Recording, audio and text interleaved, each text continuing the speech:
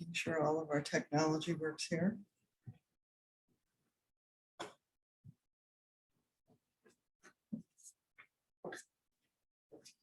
Thank you for coming out tonight. I'm Marcia Wilson. I'm this year's president of the DeKalb County Historical Genealogical Society. I want to thank you for tuning in virtually and for coming out for this program tonight. Want to thank the DeKalb County Historical History Center for hosting us and for facilitating our technology so that we're able to bring this program virtually, as well as show it later on the website. The last couple of years, DeKalb County Historical Genealogical Society has had reduced programming for obvious reasons, but a couple of our programs are available on the DeKalb County History Center website. A year ago, we hosted DeKalb County Women in World War II on Veterans Day, and that program's available, as well as last month's program on wind and solar energy. So if you go to DeKalbCountyHistory.org and then click on History Partners, and then click on the directory, you will then see DeKalb County Historical Genealogical Society logo. And at the bottom of that page is a list of the videos that you can view. And those will just be up there, as well as tonight's program too. Tonight's presentation shares highlights from the Blackwell History of Education Museum's new exhibit, A Worthy Calling, 125 Years of Teaching Teachers. NIU's remarkable growth from a small rural normal school to a leader in teacher education will be shared by Dr. Patrick Roberts, who is an associate professor in the Department of Leadership, Educational Psychology and Foundations at NIU, and faculty director of the Blackwell History of Education Museum. So I'm going to turn the mic over to Patrick Roberts.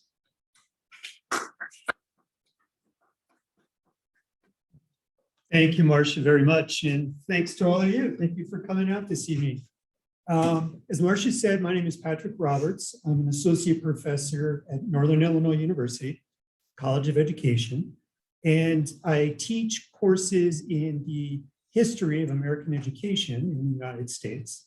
And I'm also the faculty director of the Blackwell History of American Education Museum. So show of hands, how many of you are familiar with the Blackwell History of American Education Museum? All right, a few people, good. And for those of you who aren't, this is what a wonderful opportunity to learn about the museum. I'm excited to be here this evening to share with you our new exhibit, A Worthy Calling, 125 plus years of preparing teachers. This exhibit was supposed to open in 2020, which would have been 125 years on the nose, but for reasons we all know, it didn't happen that way, so we added the plus. Plus 1 year, I guess, but it keeps us current in the years ahead. Let me just say a little bit about something about the Blackwell Museum. Currently, we're housed in Gable Hall, in the Learning Center of Gable Hall, which is sort of in the basement. But we also operate out of the Milan Township one-room schoolhouse, which is on Annie Glidden Road near the football stadium. You don't want to go by there this evening because there's a football game going on, and I would imagine all the parking is taken up. But it's really a wonderful resource there on the NIU campus. And I'm excited to talk a little bit with you tonight about some of the big ideas that are a part of our new exhibit on 125 years of preparing teachers. You know, DeKalb County is known for many things, barbed wire being chief among them. But in putting together this exhibit, I came to understand that DeKalb is also, for a brief time, DeKalb was the center of the universe when it came to teacher preparation. And so I'm going to talk with you a little bit about that this evening. How many, are any of you teachers? One teacher, okay. Good. So I'm going to be talking about the history of teacher education at Northern, which is really part of a bigger story about how education has evolved in the United States over the last 125 years or so. So I invite questions. So if you've got any questions, please jump on in. And our exhibit, the new exhibit over the Blackwell, really has 7 storylines that we talk about to trace the history of teacher education here in DeKalb County over the last 125 years. And I'm going to focus in on 3 of those storylines. I'm going to focus in on schools, teachers, and classroom management. And I'm going to talk a little bit about teaching learners with exceptional needs. And I'm going to talk a little bit about educational technology. So why those 3 themes? Well, in those 3 areas of teacher preparation, DeKalb NIU really stood out, really was a pioneer or a leader in those 3 areas. I'm going to talk a little bit about why that was the case. If you're able to ever come over to Gable Hall, into the Blackwell Museum, and view the exhibit, you'll see some lots of information about those other, what I'm calling storylines as well. And those, as I said, are storylines that cut through. As you know, Northern Illinois, you probably know, started out as a state normal school in 1895, became a state teachers college in 1921, and became a state college in 1955, and then for two brief years, and then it became a university in 1957. So a lot of name changes over the last 125 years, but also a lot of changes in other kinds of ways. So I always like to start with this slide when I do a presentation like this, and this is the very first graduating class of the Northern Illinois State Normal School in 1901. Now students, the first year students were allowed on campus to attend. In other words, the first year that the doors of the State Normal School opened up was 1899. And in those days, because we were simply a normal school, typically students went for 2 years. It was a 2-year program. You didn't come out the other side with a degree, like a bachelor's degree, but you came out with a certificate, which I'll show you one of those certificates here in a little bit. But these folks graduated, so they started in 1899, they graduated in 1901, and they referred to themselves as the pioneers of the institution. They really saw themselves as the class that was sort of setting the bar for all the classes that have followed since that time. So I just like to give folks a sense of what, the students at what is now Northern Illinois University looked like about 120 years ago. Now, all these folks probably went on to be teachers. And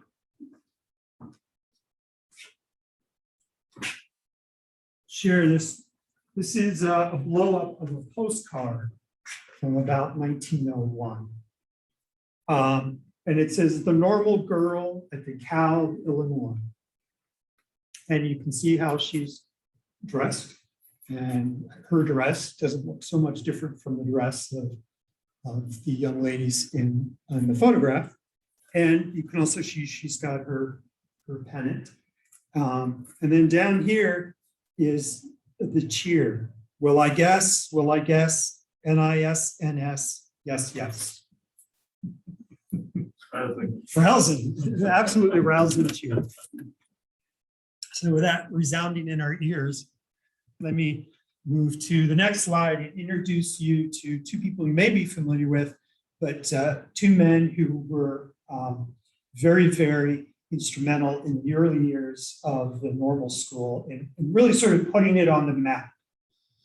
And that is NIU's first president, John Williston Cook, and the first director of the training school, Charles McMurray. Now, both of these gentlemen were poached from Illinois State University, or what was then Illinois State Normal School in Normal, Illinois. They both were there. Cook was president of ISU at the time, and McMurray was a professor there, and they were poached by the new university because these two gentlemen had were known nationally as Herbartians. What were Herbartians? Well, Herbartians, or the Herbartian movement, was a movement in the late 19th century of educators that looked to the philosophy of a German by the name of Johann Herbart. And Johann Herbart had developed a way of systematically teaching. So in other words, through most of the 19th century, teaching was not something that was done very methodically. Right? You just learned a lot of content knowledge. You learned a lot of facts and figures and how to write and how to read and how to do math, and you could pretty much teach. You didn't really have to know how to teach because there was really no how to teach. That started to change in the 19th century because of a few German philosophers, one by the name of Pestalozzi, actually. And Pestalozzi talked a lot about object teaching. So the very early teaching methods were about object teaching. So you might take an object like this, and you could take it apart, and the kids could take it apart and play with it and hold it and mess around with it. And then they would write about it. Or they would make observations about it. Well, how's it shaped? Write about how it's shaped and so forth. So Pestalozzi's idea was teaching really needed to be about focusing your intellect on objects and using those objects as the source of the development of knowledge. Well, Herbart built on that idea, and he said, teaching, you have to approach teaching in a very systematic way. You have to first present the material to students. Well, I'm sorry, you first have to prepare the students. Then you have to present the information to the students. Then you have to work with the students so they can build associations. And out of those associations, you help the students build generalizations. And from those generalizations, you apply those ideas to new knowledge. And that was it. That was Herbart's system. And that system has pretty much defined education ever since. If you think about lesson planning, what are the objectives? What are we going to do? How do I tap into prior knowledge? How do I get the students to apply that and so forth? But in 1900, it was a relatively new idea, and these two gentlemen were instrumental in spreading that idea, spreading Herbart's ideas. And so NIU became, what was then the normal school, became a center for thinking about the teaching of teaching. Teaching people not just what to teach, but how to teach. Now, McMurray wrote a number of books about, he was a big deal. It was a big deal to have him here in DeKalb. And he wrote a lot of books like Special Methods in the Teaching of Arithmetic, Special Methods in the Teaching of Geography, Special Methods in the Teaching of Reading. You get the idea, right? This idea of special methods is all about, you don't just sit kids down and tell them to memorize a bunch of stuff in the book. You have to be very thoughtful and methodical about how you go about teaching them. And because Herbart's ideas place such a value on systematically teaching, training schools were very, very important. And so here in DeKalb, we developed the normal school training school. I did want to say about Charles McMurray. He was the superintendent of schools in DeKalb. It's interesting, in those early days, The professors, the faculty at the normal school were very much involved with the city schools and the county schools. I'll say a little bit more about that in a few minutes.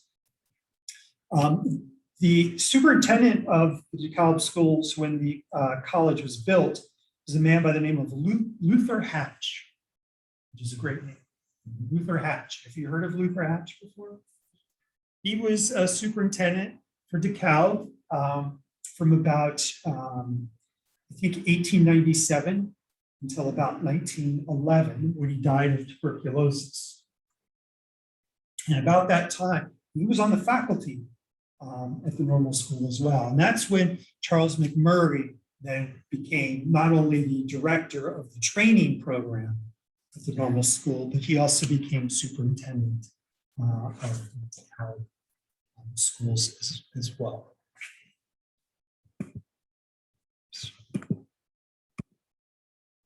Well, Herbartians put a lot of emphasis on training teachers to teach methodically, systematically.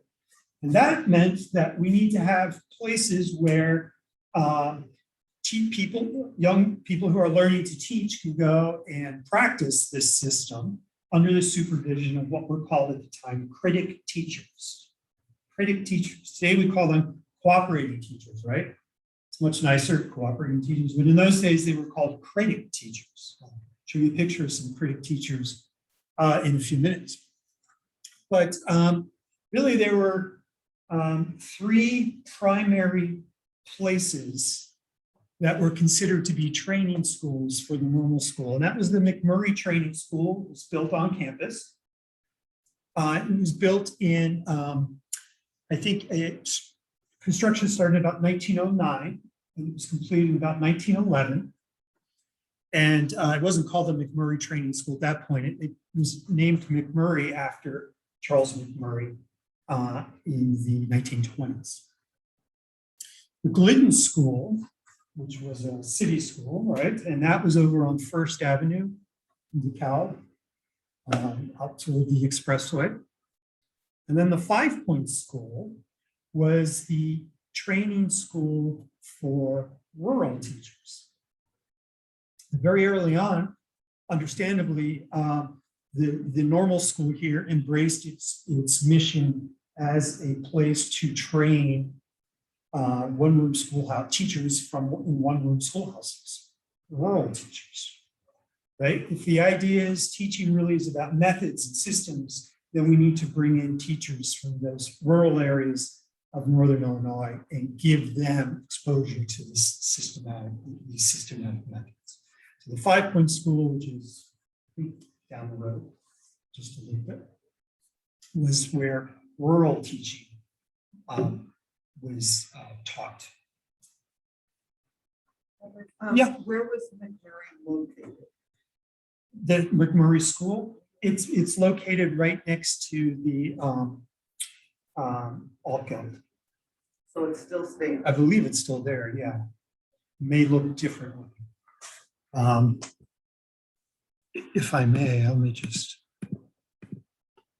you see it there, it's the red building there. Okay.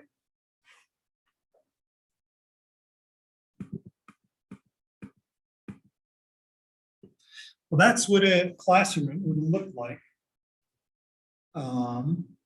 in about 1909, 1910, in the training school. And the kids there are gathered around the microscope and with their teachers. So I just thought I'd share this early photograph of the kids in the training school. So I said a moment ago that the normal school really embraced its mission as a place to help teachers in rural areas develop skills, methodological skills. And so here I'm showing you is a program from 1908 when the normal school held its annual Teachers Institute. And I don't know, well, you can see this, but you see W.W. Coltis was the county superintendent in DeKalb County. So he was the superintendent for the county. And here you can see what the teachers were expected, the sessions, if you will, the workshops, we would call them today, the teachers were expected to attend. Now, if you were a one-room schoolhouse teacher, you were section A, and these are the classes you would go to, using use of objects and teaching arithmetic. That's a class you had to go to. Sven Parsons, he taught math. Professor Charles taught science. Professor Sutherland taught geography. And Professor Huff taught music. And so, the institute went Monday through Friday, and Professor Huff here is teaching training of the child voice, rhythm, history of national songs and hymns. I mean, if you're a one-room schoolhouse teacher, these are the classes you have to go to. It's interesting to me as a historian that Charles is teaching the one-room schoolhouse teachers who are coming from rural areas, school agriculture, soil moisture, a whole class on fertilizers, the school garden, the country home, right? Because the kids in those schoolhouses were going to be farmers. The teachers who were teaching in the city of DeKalb, instead of school agriculture, they were taking the true nature of geography. Instead of soil and soil moisture, they were taking the cabbage worm presented as a type of study.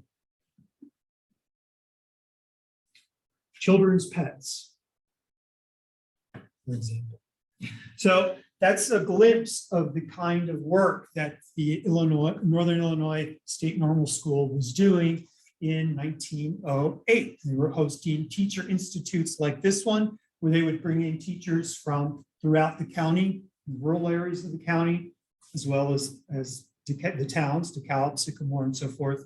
And then they would give them this workshop for a week and then send them back into their schools.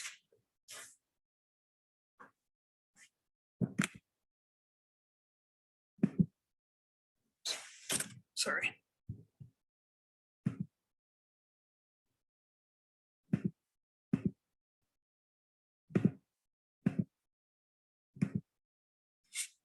So I said earlier, I'd show you a certificate. So when you came, if you were a young person, young woman mostly, and you came to the Northern Illinois State Normal School in 1900, you would have had a 2-year program if you had come from a good high school.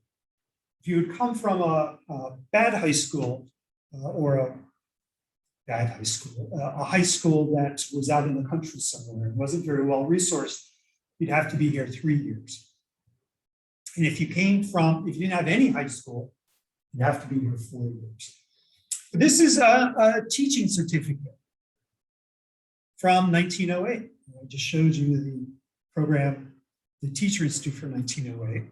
But this is, now here it says of the second grade, and that doesn't mean second grade like little kids second grade in primary school. Teaching certificates had grades associated with them. Again, not school grades, but like grades of loyal, right? First grade, second grade. So a second grade certificate would have equipped you to teach in a primary school. It was pretty good. The first grade would have allowed you to teach in a high school, because in order to earn a first grade teaching certificate, you would have had to take more advanced classes. And a third grade teaching certificate would have been the lowest qualification one could have. Now, I don't know if you can see this, but I want to read this to you. So the undersigned, having examined, and this person, Virginia Nelson, having examined Virginia in orthography, reading in English, penmanship, arithmetic, English grammar, modern geography, civics, the history of the United States, the history of Illinois, physiology, and the laws of health, and theory and practice of teaching. So that's what you would have been taking if you were interested. And that's not even the first certificate, the first grade, right? And they were examined by the county superintendent of schools, none other than W.W. Coltis, who we saw a moment ago, who's the director of that teaching institute in 1908 as well. So this gives us a nice historical sense of what teachers were, aspiring teachers were expected to know in order to get a teaching certificate. And these are all things that are in the Blackwell Museum collection. Well, if the whole idea is, teaching is a skill, there's a method, there's a system to teaching, and we need to give students practice in those methods and those systems, right? It's not just about knowing math, it's knowing how to teach math. It's not just about knowing science, it's about knowing how to teach science. And in order to give students practice, we have to make sure that they're supervised by more experienced teachers. The critic teacher makes an appearance, right? And so at those training schools I showed you, McMurray and Glidden and 5 Points, each of those schools had critic teachers. And so when the students in the normal school would go in and practice, they would be critiqued by the critic teachers. So this is a photograph from one of the early yearbooks, 1915, that shows the critic teachers. And it makes me laugh because I think I wouldn't want to be critiqued by any one of these people. They look a bit sort of a dour bunch. I don't know. She looks a little not so friendly, but we don't know. The two men in the photo, in the picture, were the principals of the training school. So James Skiles there was the principal of what became the McMurray School. Then it was just known as the training school. And Ritzman over here was the principal of the Glidden School. And then, in fact, when Charles McMurray left the university to go elsewhere, Ritzman became the director of the training school. And coincidentally, or not coincidentally, actually, he became also the superintendent of schools in DeKalb. So apparently, the director of the training program at the normal school also served as the superintendent for the DeKalb schools. I do also want to point up at the top there, Rita McMurray. That was Charles McMurray's sister-in-law. She too was a Herbartian. Her husband, Frank McMurray, was also a very well-known Herbartian as well. So she's taught here for a number of years as a critic teacher as well. And she also was an author and wrote books as well.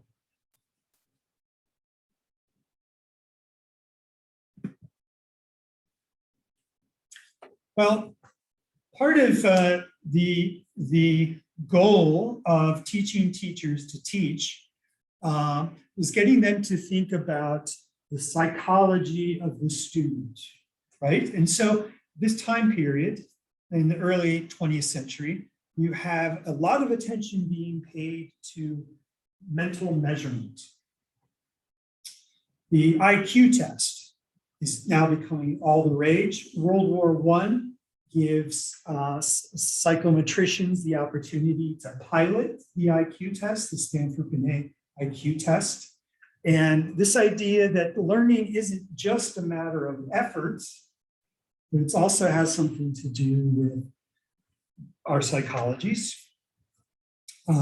begins to really take hold. And so this is an example of a book that would have been used by some of those students in normal school.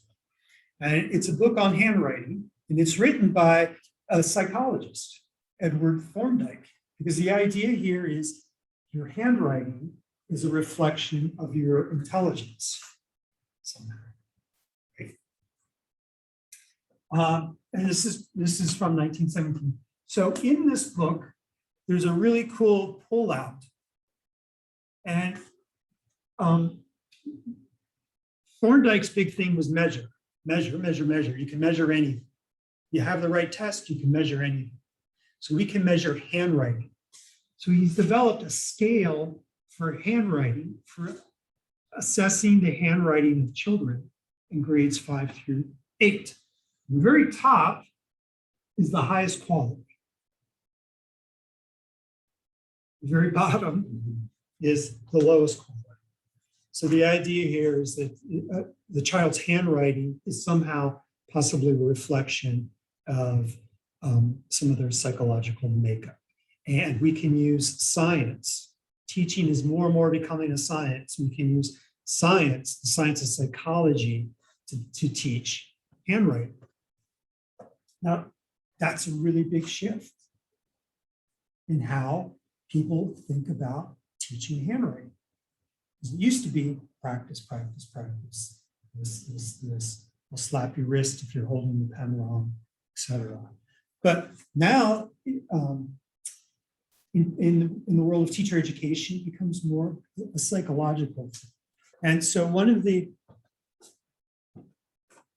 artifacts we have in the exhibit that I brought along is an intelligence test that was used this is a little later than this is the 1930s. This was an intelligence test. And I'll just show you a couple of the items. It's early intelligence tests, because that became quite a big part.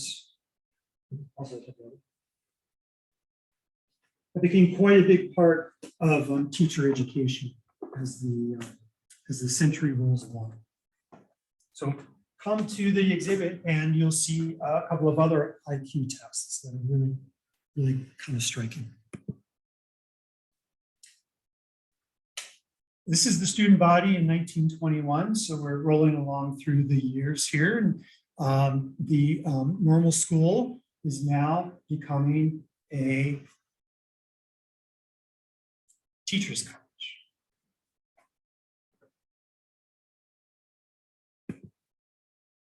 And if you were a student here in the spring of 1928, these are the courses you would have had to take in education.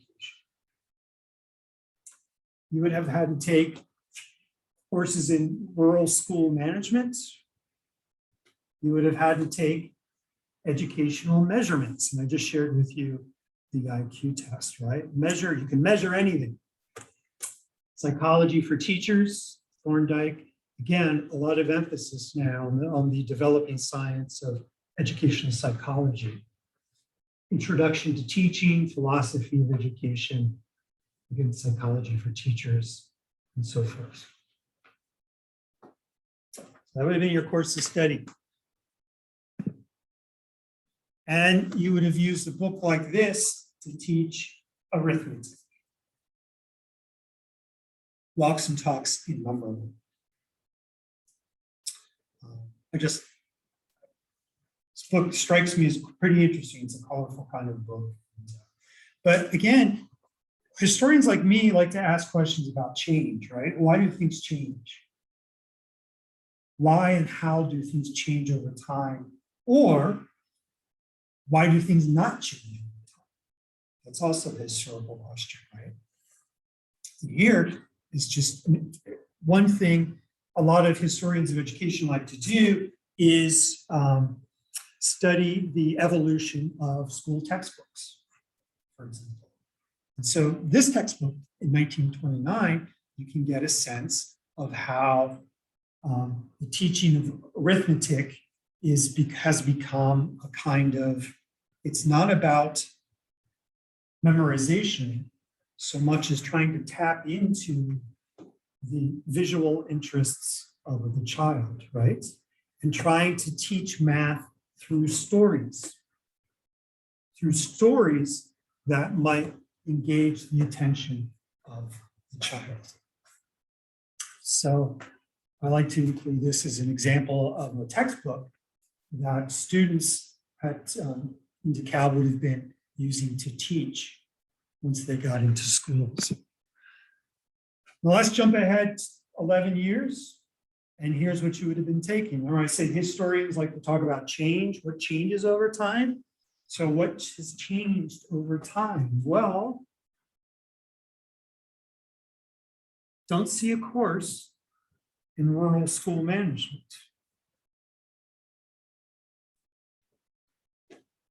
Except here we do.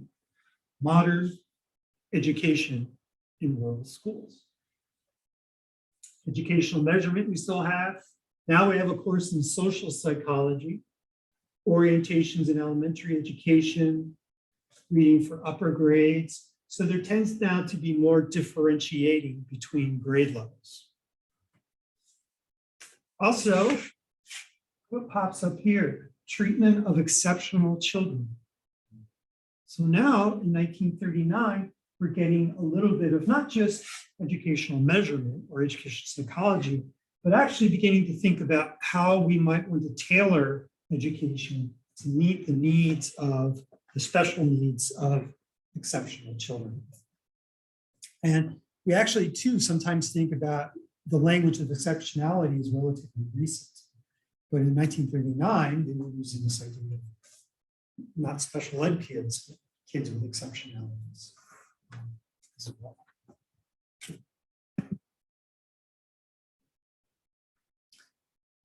So I just shared with you the program of study, 1939, and I just wanted to share with you.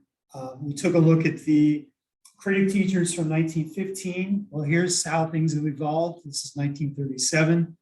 And here we have our rural training teachers, Miss Grace Vincent and Mrs. Bessie Valentine. Now, it's funny to me, this is taken from the Northern Yearbook from 1937. And in every yearbook up and through the 40s, these two women, different poses, different, I won't say different poses, different dress, different kind of thing, but it's always the same. This woman is showing this woman something, book, paper, cracks me up, because it's every year, it's the same exact thing. Anyway, over here are the McMurray training teachers. You see now it's the McMurray Training School, and here are them. And this gentleman, Stuart Fink, he will go on to be the in charge of the McMurray Training School, which will become the university school. So he is in his role through up into the mid-60s. So he's there a long time.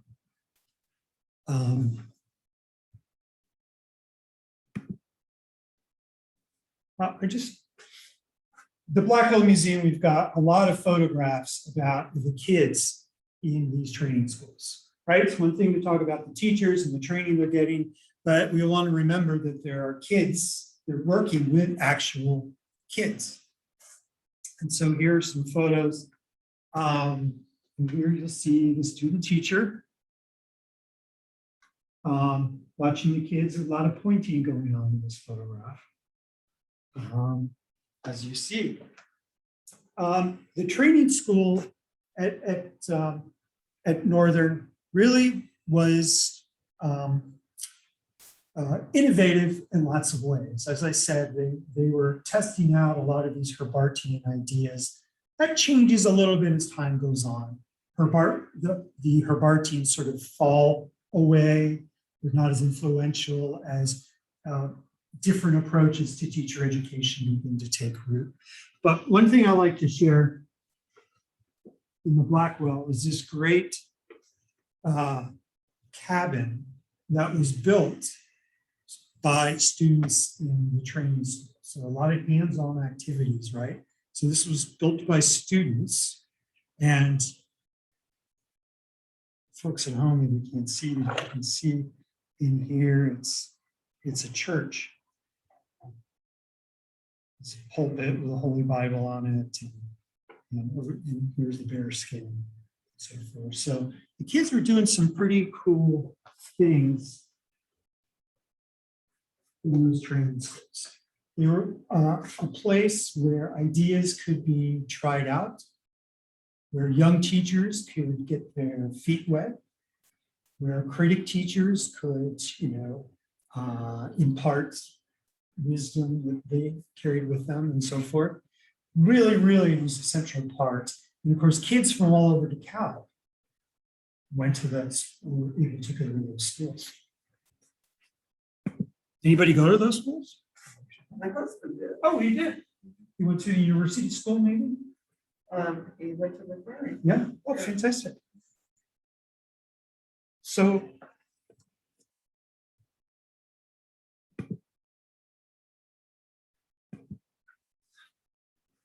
I'm going to share this photo because this is a photo from the 1950s, and this is a meeting of the future teachers of America. And I like to show this photo because I think it speaks to the kind of commitment that the university mid-century was continuing to have when it came to teacher education.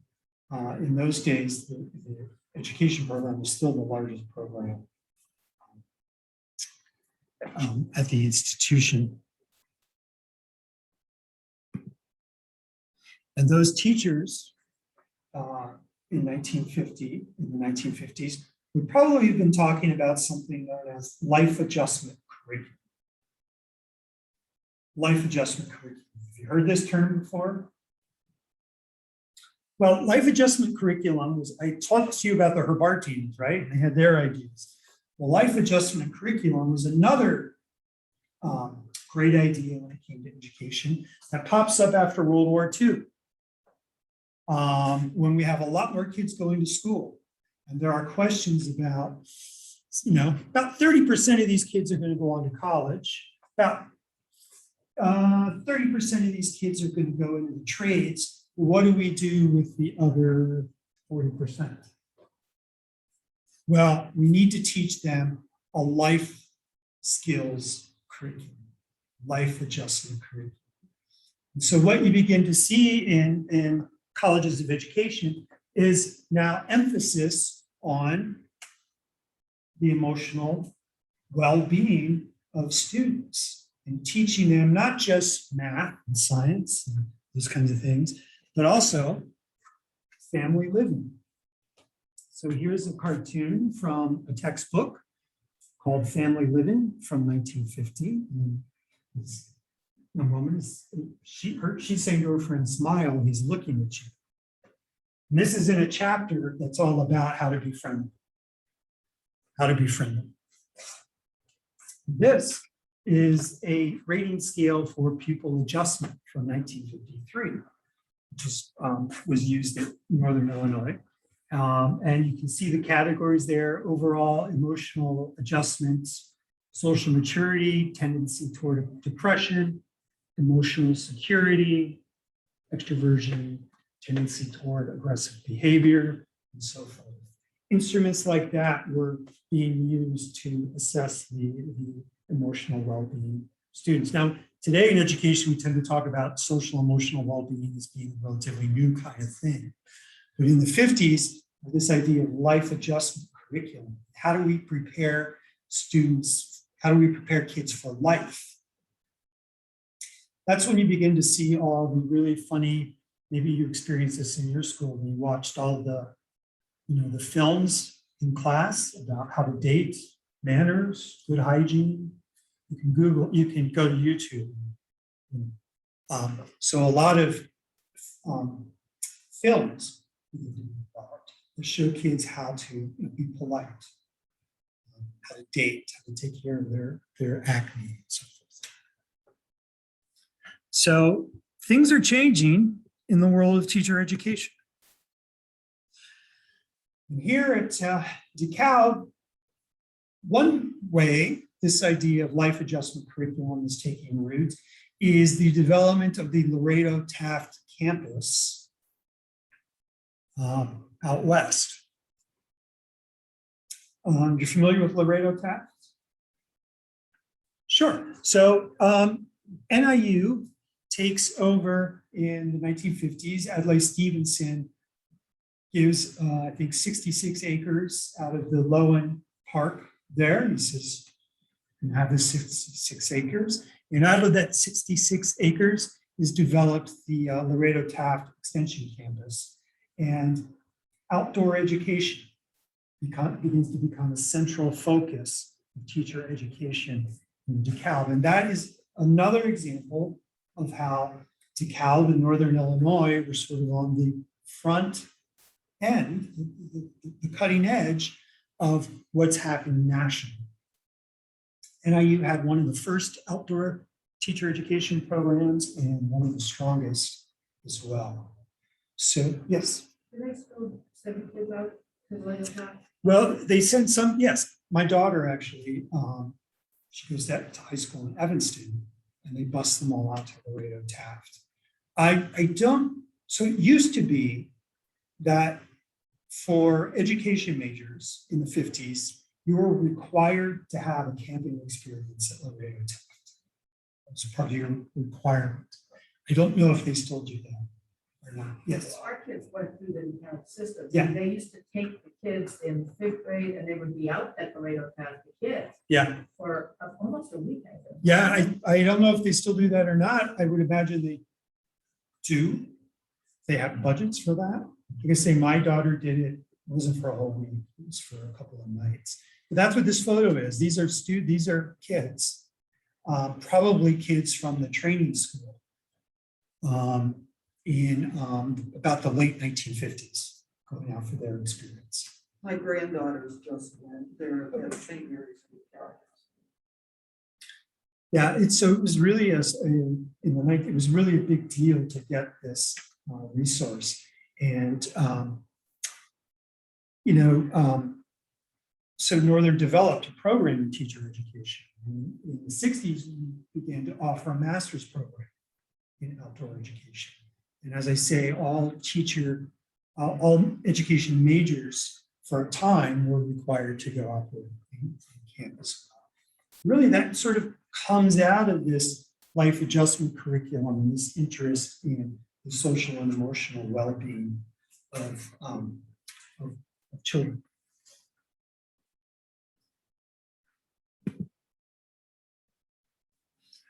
Well, in 1957, the McMurray Training School is getting a little long in the tooth, so the university school is built, what is now Gable Hall. Do you know why it's called Gable Hall? Well, I'm going to tell you, because Otto J. Gable had been the principal at the McMurray Training School in prior years. So it was named after him, and it was built in 1957, and it was no longer called a training school. So this is an interesting historical shift for a historian of education. We're not going to call it a training school anymore. We're going to call it a university school. We're going to refer to it as a laboratory school. We're not just training teachers, we're trying out new ideas. Right? That's the shift, the rhetorical shift. Sorry. And so here are some photos of I think this photo is out of order, but of the laboratory school. That one is not the lab school, and that one is not the lab school. This is a little different out of order, but I want you to take a look at these three photos and tell me what you see. What do each of those photos have in common? Female teacher. What's that? Female teacher. Female teacher, absolutely. Small group. Chalkboard. Chalkboard. Sitting in a circle, more or less. Learning to read. What's on the chalkboard? You can't probably see.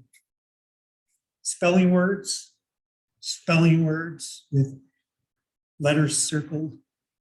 You can't probably see it on that one, but spelling words. Okay. So again, I said, historians are interested in what changes. We're also interested in what doesn't change, and not a lot has changed here in the way reading is being taught. The reading circle, right? So this is from the late 60s. That's from the 50s. These two are probably closer, much closer than that.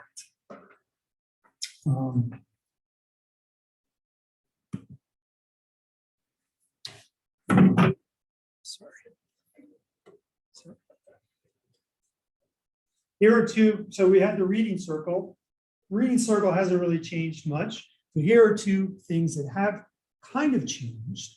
So on that side, you see, you'll recognize that as Dr. Seuss, right? Ichabod is itchy. So am I. He's introducing the letter I to us. And over here, you have a book, Fun with Our Friends, the Dick and Jane book, in the hat. Jane is saying, Dick, Dick, can we do this? So those books are published only a year apart. Dr. Seuss is 1963. This Fun with Our Friends is 1962. But the end is close, is coming for those Dick and Jane readers. But I like to show this slide because it shows that some things are slow to change. This shift from basal readers to more children's-based kinds of books and literature. But they're only 1 year apart. So as an historian, again, the question is what's changing, what's not changing, how are these books being used, who's using them? Dr. Seuss wasn't really being used in teacher education programs like the one at NIU, where we were teaching teachers to teach those reading circles and so forth. It would have been all that. And in fact, you can't probably see the book that this young girl is holding, but it's a basal reader, a Dick and Jane reader. So as modern as this may look, she's still using basal readers. She's still using a reader that was developed in the 1930s. These are slow to change. Well, as we get close to time, I do want to mention two more ways in which NIU was sort of at the cutting edge of teacher training and really on the map.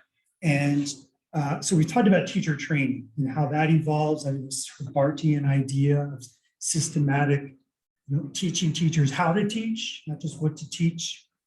I want to talk now about the Ray Graham School for Exceptional Children. I'm going to talk about the area of special education. Because for a time in the 60s, NIU was had the 5th largest special education department in the country. It was huge. And what is now Graham Hall was built. Ground was broken in 1962 for Graham Hall.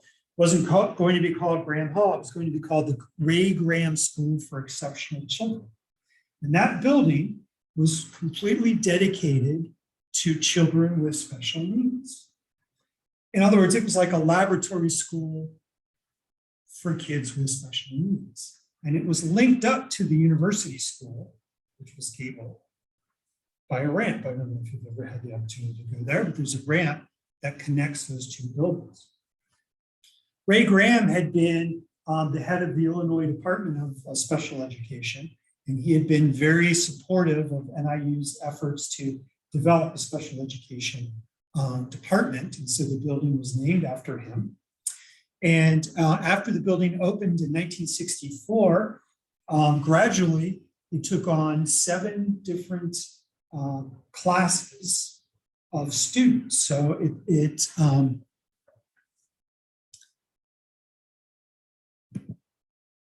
it worked with students with visual impairments and NIU still has one of the best visual impairment programs in the country. It worked with students with hearing impairments. And that's what's happening, that's what's going on here. I don't think you can see it, but there's a microphone that hangs down, and the children are wearing headphones so that they can hear the instructor who's doing that.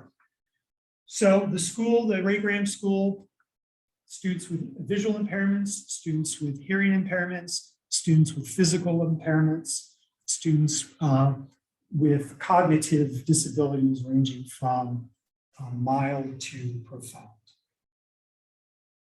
All were educated in the Ray Graham School, and those students were drawn from throughout the DeKalb County area. Applied, send their child there, it functioned like a university lab school for children with special needs.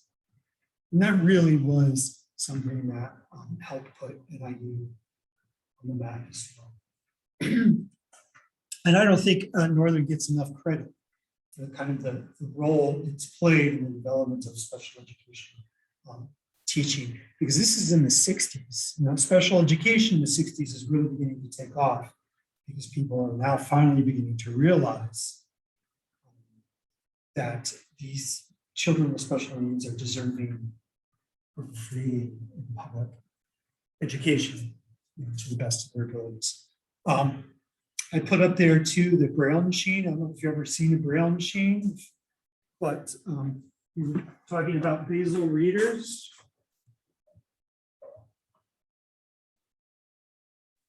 Here's a bit, more or less a basal reader in Braille. This is the title of this book is New Friends. Basically, it's the same kind of Dick and Jane book we saw. New Friends. So, can anyone read Braille? Feel free to touch it. But so this book was written on a machine. We have that in the exhibit as well. The last thing I want to tell you about, the last sort of area in which NIU kind of helped put DeKalb on the map was in the area of teaching by television. We take this for granted today, but in 1960, the idea that you could teach through a television, I could have one teacher in a central location, kind of what we're doing actually, one teacher in a central location teach to kids in classrooms throughout the county, teaching by television.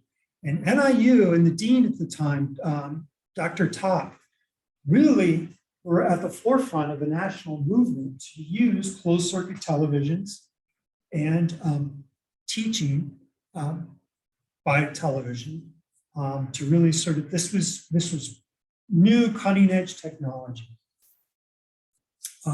And so we talked about the outdoor education program of Orlando Taft. Well, in the 60s, the outdoor education initiated teaching by television, which sort of defeats the purpose of outdoor education, if you ask me. But we felt that this was a way they could sort of bring the outside inside. You can't get the inside outside. So, in fact, Ray Graham Hall, which I was just showing you, was the first building on campus that was completely wired for closed circuit television.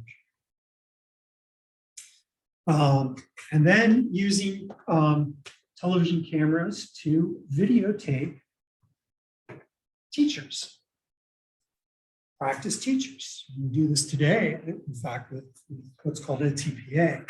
But I like to think that this is kind of a nice little bookend to where we started with training schools and teacher critics, right? And putting prospective teachers in those classrooms, in those training schools, the McMurray Training School, the Glidden School, 5 Points out here, and 100, well, this would have been in the 60s, but some 75 years later, it's still the same, the technology has changed a little bit.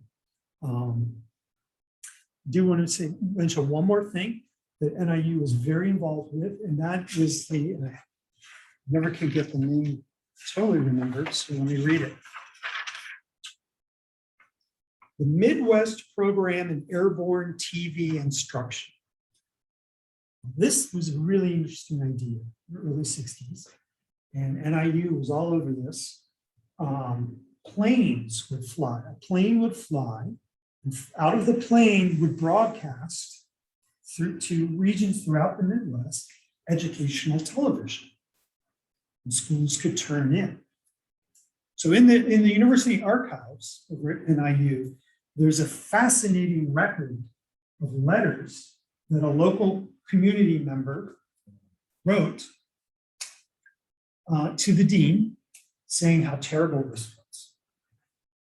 He sued, he went to the FCC, he said his whole airborne television thing is completely undermining local control, parental control. Because you've got a plane flying and it's broadcasting this stuff, and who's making the decisions about what gets broadcast into those TVs? I just think that's fascinating because today in the newspaper I looked up and there's a lot in the newspapers today about parental control and clashing with school boards and so forth. The idea of local control. So this is another thing that really gets historians excited, is that idea that you've heard the expression, the more things change, the more they stay the same, right? The cast of characters changes, the environments change, the technology changes, but a lot of the underlying issues about, who decides what we teach our kids? How do we teach our kids? And how do we best prepare younger generations to step into those roles? Those questions are perennial. And they continue to be asked, and they've really been questions that have sort of really, I think, defined teacher preparation at Northern over the last 125 years. So DeKalb's not just known for barbed wire, it's also known for its Herbartian roots in the area of teacher education. It's known for its pioneering work in the area of training schools for students with special needs. And it's also known for its pioneering work around teaching the television. So thank you very much for your time and attention. I want to invite you who have the chance to come over to Gable Hall, and visit the exhibit where you can see some of these items. We've got a lot of informational panels as well that can sort of fill in all the gaps.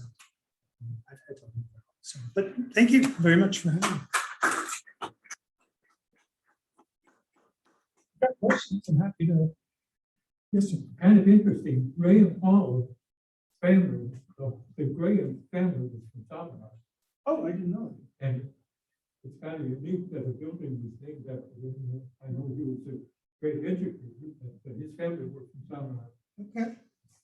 Yeah, he was a great educator. He was just a really strong advocate for students with special needs. And very committed to Northern Illinois as well. He really advocated strongly for our special education department here. I didn't know he was that important. Anybody else?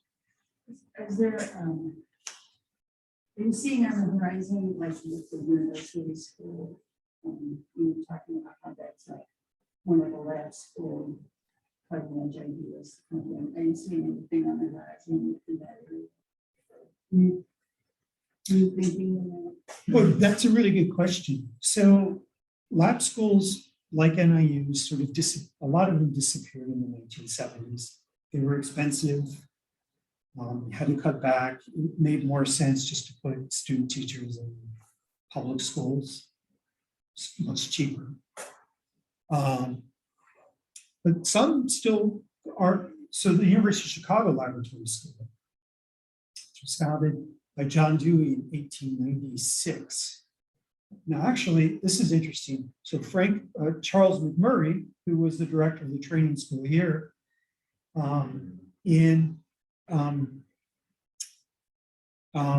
he took a year's leave from the normal school to go to the University of Chicago and study their laboratory school there. under the auspices of John Dewey. Now, John Dewey, it's a little esoteric, but John Dewey was not a Herbartian. He didn't approve necessarily, or agree, I should say, didn't agree with all the perspectives that the Herbartians had. So it's interesting that McMurray went there and studied for a year. But I don't know that lab schools will ever come back, in the way that they were. And I think in teacher education programs today, there's a lot less willingness to experiment than maybe there initially was. I think a big part of it is finances. Well, I'm involved I work for a nonprofit that's involved with teacher education preparation and recruitment and placement. And I agree, it's not going to be, I don't see it going like the lab schools of the past, but grow your own programs are popping up everywhere because the teacher supply relative to demand is there's a massive gap. So school districts are recognizing they've got, it's not the only tool in the tool belt that they should activate, but it's something they're trying to do to generate their own teachers. And so to me, it's a bit of a lab environment because you want your own students to be exposed to learning how to be a teacher. Yeah. And then hopefully you can, have them as a teacher, a professional teacher at some point. Yeah, that's a really great point. That's a really nice point. I mean, the gap, in the pandemic, a lot of teachers just quit because it was so stressful. Not even just teachers, bus drivers, cafeteria workers, and so forth. These grow your own programs, I think that's a really nice point that in some way that's how this is all involved. And grow your own programs in educational leadership as well. So the mentoring, coaching takes place there.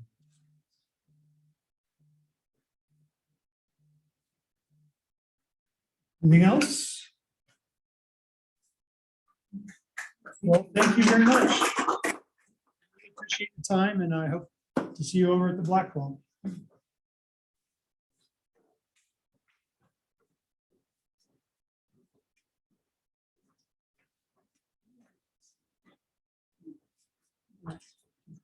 Thanks for bringing the show and tell. Yeah. Oh, yeah. Thanks. So is thank you this very actually much. of the era, or is this something you came across and decided it was a good show and tell item related to the topic? I don't know what the history is on It this. certainly looks aged, but It probably was part of the training school, okay, and it just ended up in our collection. Looks awesome. like a mathematical tool to me. Mhm. Cool. Yeah, for sure.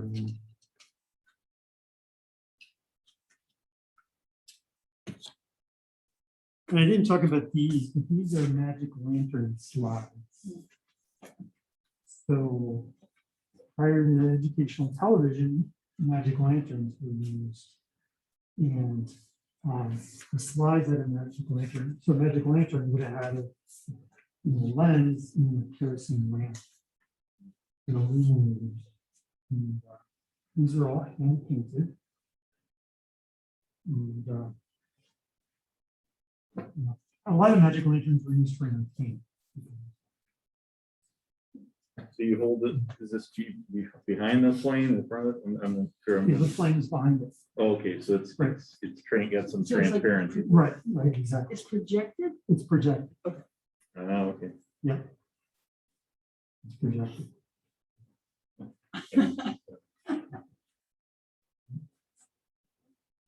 I meant to show this too, because we were looking at those Basil readers and Dr. Seuss. This is what would have been used in the 17th century. Horn book. So it's Is there mention of Dickens being on that? no, it's the Lord's Prayer, as a matter of fact. That's about it. But this would have been taught. The reading circle. Because in those days, a lot of children went to what we call reading schools, which was a woman in the village. It's sort of like daycare. It's just drop the kids off at this older woman's house, and She put them in a circle and everybody has a horn book and they just practice the alphabet and the words per.